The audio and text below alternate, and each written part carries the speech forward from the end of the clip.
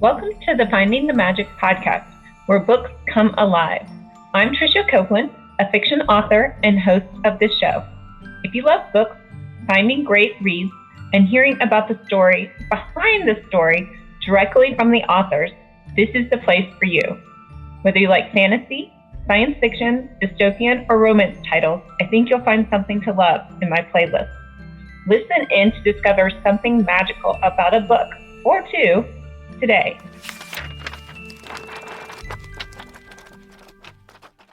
Welcome, Cal. Hi, thanks for having me. Well, thank you for being here. Today we have Cal Logan. He is a fantasy author, and this is your first book, right? Yes. Yeah, first published one. Yeah, okay. ShadowBane, A Schism of Souls.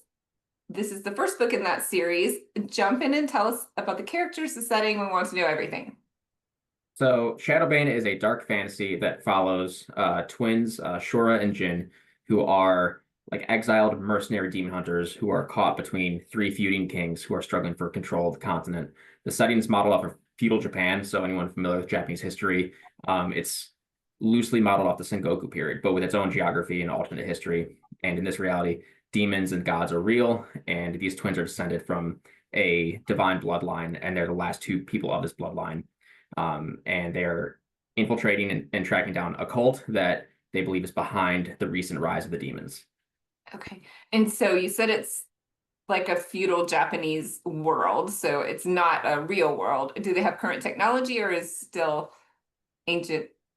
No, it's about late 1500s technology. Okay. So there's some flintlock weaponry and some cannons, and that's about as advanced as it gets. And that I kind of had to play a little fast and loose with historical accuracy.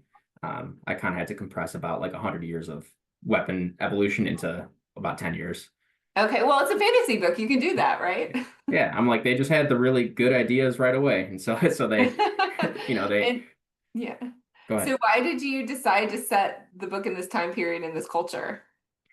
So the initial premise was like a guy and his dog hunting demons, and then that transformed into twins with their 800-pound Siberian tiger hunting demons. And I wanted something. I wanted to stay away from Judeo-Christian mythology. I wanted something that felt a little more diverse and had something more concrete to pull from, without delving super far into theology. And Japanese mythology is just extremely rich. There are hundreds of yokai, is kind of the general term for gods and spirits and entities. And so I knew there's a really rich base to pull from, and I'd always been interested in Japanese culture and history in general. So I felt like this was the perfect setting for this project. I was going to say, it sounds like you had a background. Did you have to do a lot more research? A lot of research, yeah. I knew a very surface level about some of the historical aspects, but I didn't know too much about the mythology. But the more I dug into it, the more I realized it was absolutely perfect for this type of story. Fun. And so have you always wanted to be a writer? Did you think you would write a whole book? Yeah, I started writing for fun when I was like 5 or 6. And I was a kid who would always write way too long on like the school projects and stuff, especially if it was like fictional. I think that's why they started instituting like word count limits instead of minimums for like just my fault. Fun. Yeah. I am like the weirdest author ever because I did not like writing as a kid. I didn't like writing until graduate school. And then I finally realized, like, I guess this is okay. But so do you have a degree? I studied exercise science and exercise physiology. So my day job is a personal trainer, and my clients and like meathead friends, they're like, you read, like you write, and so it's kind of funny. Yes. Everybody can read and write. So do you have a lot of battle scenes? Was that easier because of your background? Yes to both. So it's funny. I studied mixed martial arts, boxing, wrestling, Brazilian jiu-jitsu, all that stuff for a combined about 8 years. So between that and my understanding of like anatomy and just kind of how the body moves, it makes fight scenes a little easier for me to write. And there are a ton of them in ShadowBane. It's a very dense, action-heavy book, and that's I think it's superficially that's like what it's about, but then of course like underneath there's a lot of character development. I think fundamentally the story is about the twins being pulled apart and forced on different roads because of the choices they make. But on the surface, it's some good like demon hack and slashing adventure. Well, those are the best books, right? You have the fun battles and adventures, but you also have the meaningful relationships and growth. How old are the characters? They're mid to late 20s. Okay. So yeah. So they're a little bit beyond the kind of like young adventurer age. And they're kind of at a turning point with essentially the let's say like rogue lifestyle they've been leading. And that's kind of what starts this, this journey that they go on. Okay. And this is the first book in the series. Do you have the rest of the books planned out? Yes. So there's going to be a trilogy. And I have the second one is about 95% drafted, and the third one's about 50% drafted. I know exactly where and how it's going to end. And then I may throw like a prequel novella in there or something if I think that that'll be if it'll add to the good, good reading experience.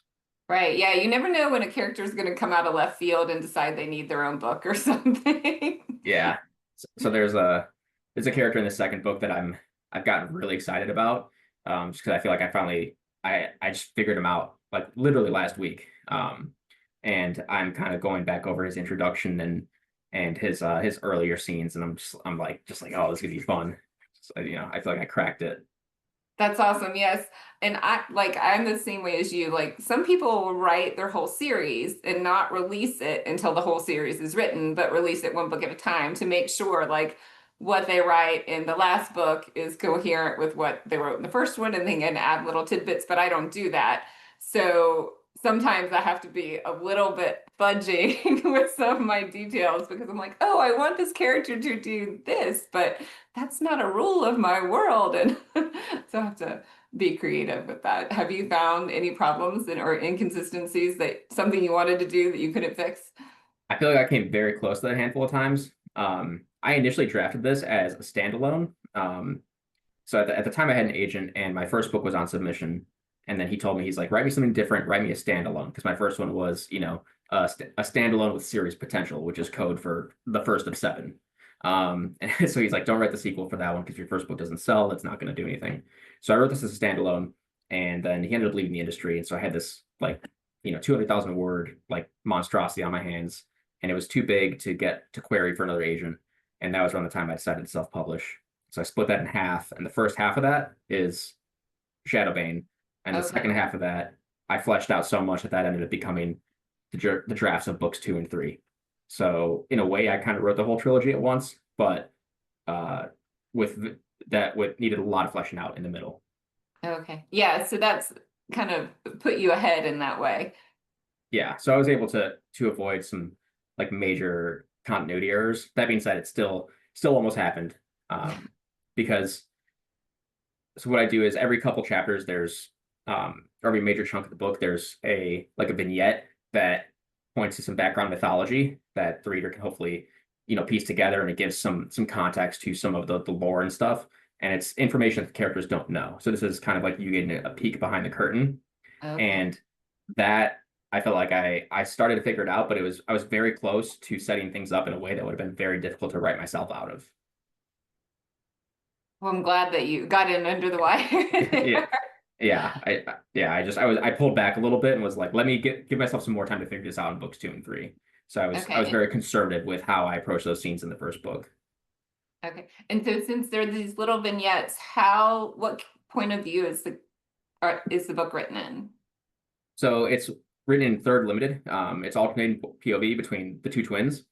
And then those vignettes, it's only dialogue, no narration between, 2 or 3 gods. And so you're left to kind of infer. It's vague enough that if you skip it, you're not going to miss anything. You're not going to be lost in the actual story.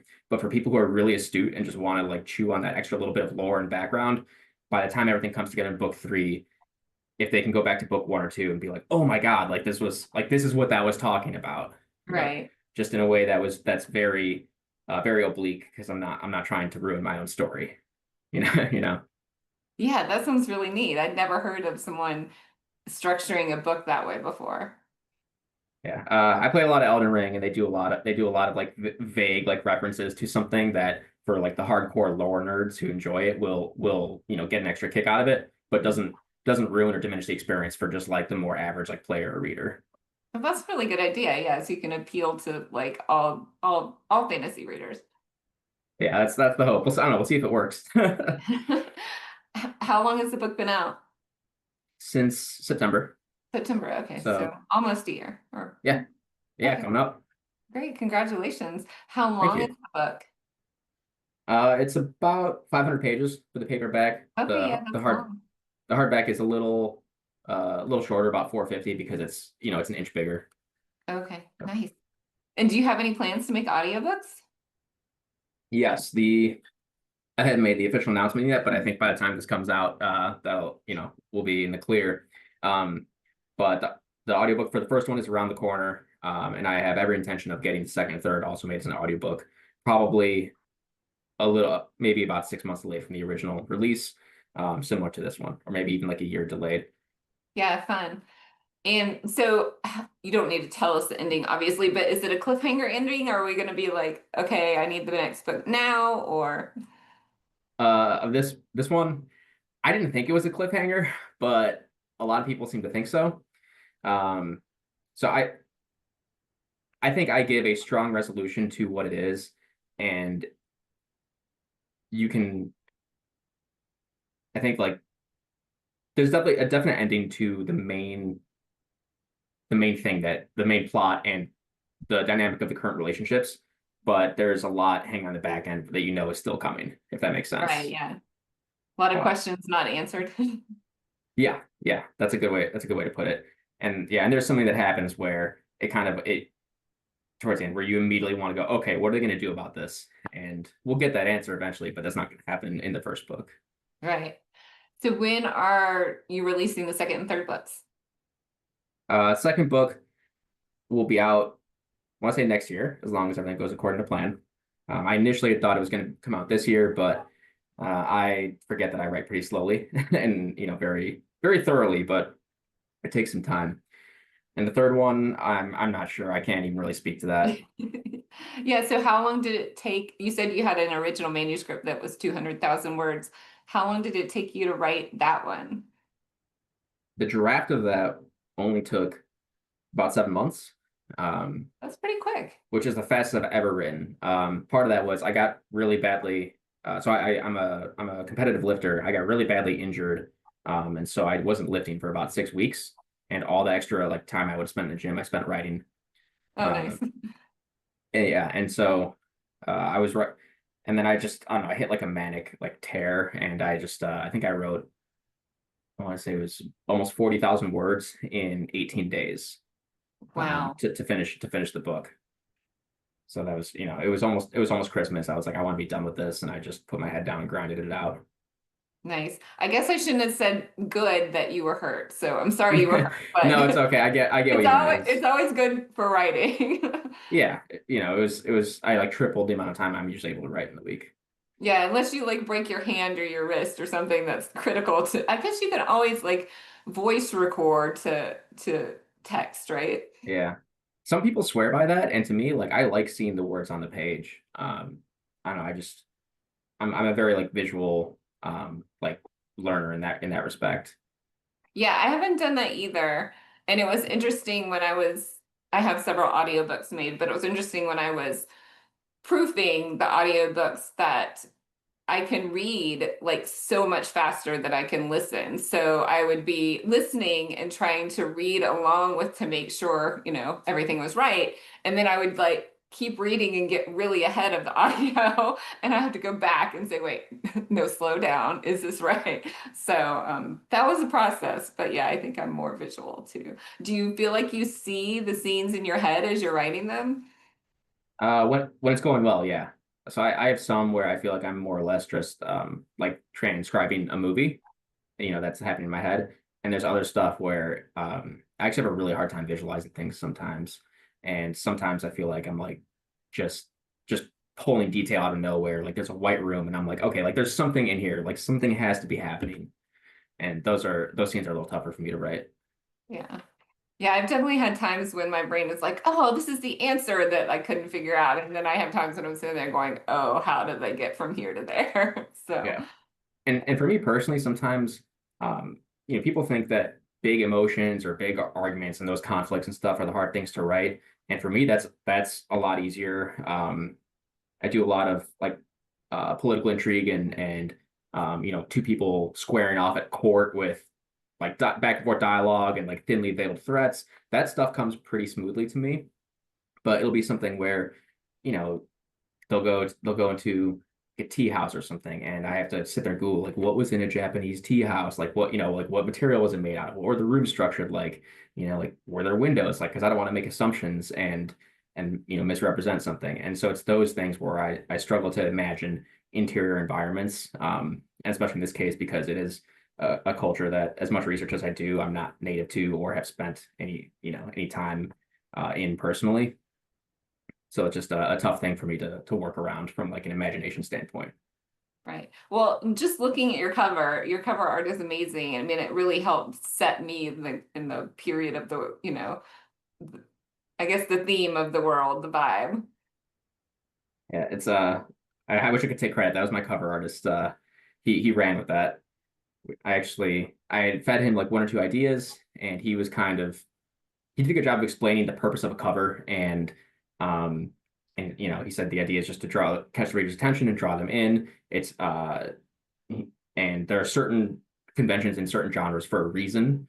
And he's like, I think we should lean into that. And he's like, your story is, cosmetically like a brutal, bloody demon slash adventure. He's like, we need to inform people of that right away so that they know Right. they know what they're getting into. Right. They have an expectation based on what your cover looks like, and you need to deliver that expectation so you don't get your wrong readers. So, okay. Yeah. Right. Yeah. Yeah. So I mean, so he did a good job kind of setting me straight, because my own ideas would not be as good. My cover artist laughs at me because I cannot draw anything, and I will like sketch out something I want to cut on the cover, and she's like, what is this? I don't even know what it is. Yeah. I don't even have the courage to make an attempt. I'm visually art wise, I'm awful. Well, yeah, and so now I start going to like Unsplash or like the free sites and getting like little things and montaging them together. I'm like, this is what I want. It can be useful almost to kind of like I don't know, mood board, if that's the right term, but just to get like an aesthetic sense of, that can be useful, can like stir up some creativity, which is, it's always nice. Right. How do you write your book? Do you have outlines? I outline as much as I possibly can, but I tend to find that the stuff that's really gold, I tend to discover, like write my way into discovering it, especially with characters. I really put a lot of work into trying to make them as like whole as possible, and trying to give them multiple dimensions, and trying to make their motivations very very clear, and like why they want these things. And that's stuff that you kind of only uncover from writing them superficially for a little bit and then digging a little deeper and asking why. Right. Yeah, it sounds like you put a lot into these books, so I'm super excited to share them with everyone.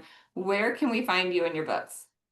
So they're available on Amazon in paperback and ebook. I think I mentioned audiobook will be out soon-ish in the future. And then I have jacket hardcovers available through my website that people can direct order right from Ingram Spark. Oh, fun. Well, thank you so much for being here, Cal. I hope you'll come back when you release your next book so we can hear how that's going, and the next chapter of, what were their names again? Shora and Jin. Shora and Jin. The name of the book is ShadowBane. It's a schism of, how can I not pronounce it? A Schism of Souls, Book 1, Cal Logan. And tell us your website. www.callogan.com. I'm also on Twitter and Instagram. Wonderful. Well, thank you again, and we'll see you next time. Yeah, thanks so much for having me. Bye. I hope you enjoyed this episode of the Finding the Magic podcast.